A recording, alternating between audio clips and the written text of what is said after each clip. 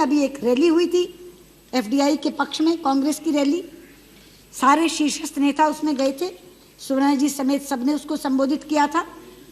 वहाँ सोनिया जी ने बोलते हुए एक बात कही, उन्होंने कहा कि इस जैसी इतने कम समय में इतना विकास करने वाली सरकार कोई देखी है? कहा था ना सोनिया जी आपने, मैंने टीवी पे सुना था, आपने कहा था इतने कम समय में, एक मिनट, इतने कम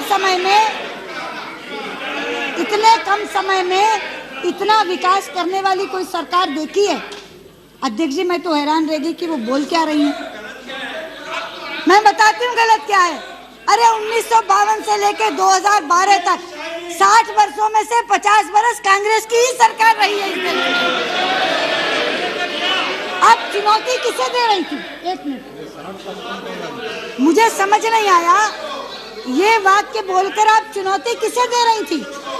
आप चुनौती दे रही थी अपने नाना ससुर को, आप चुनौती दे रही थी अपनी सासू माँ को, आप चुनौती दे रही थी अपने पति की सरकार को। किसको दे रही थी चुनौती?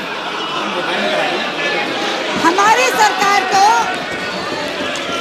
सोनिया जी, हमारी सरकार तो मात्र 6 बरस रही है और गैर कांग्रेसी सरकार इस देश में 10 साल से कम रही है। मैडम, हमारी सरकार, आप जानती हैं इस देश में गैर कांग्रेसी सरकारें तो 10 साल से भी कम रही हैं। मोरारजी देसाई की सरकार रही 2.5 साल, हमारी रही 6 साल, वीपी सिंह की रही। बाकी तो सारी सरकारें आपकी थी। नरसिंह राव जी की सरकार आपकी थी, लाल बहादुर शास्त्री की सरकार आपकी थी, मगर 50 में से 30 साल तो नेहरू गांधी परिवार का राज रहा है। आप किसको सुना रही थी? किसको सुना रही थी? आपका ये कहना कि ऐसी सरकार कभी देखी है, इसका मतलब ना तो इंदिरा नेहरू जी की सरकार वैसी थी, ना राजीव जी की सरकार वैसी थी। मनमोहन सिंह जी की सरकार उन सबसे ऊपर सरकार हो गई।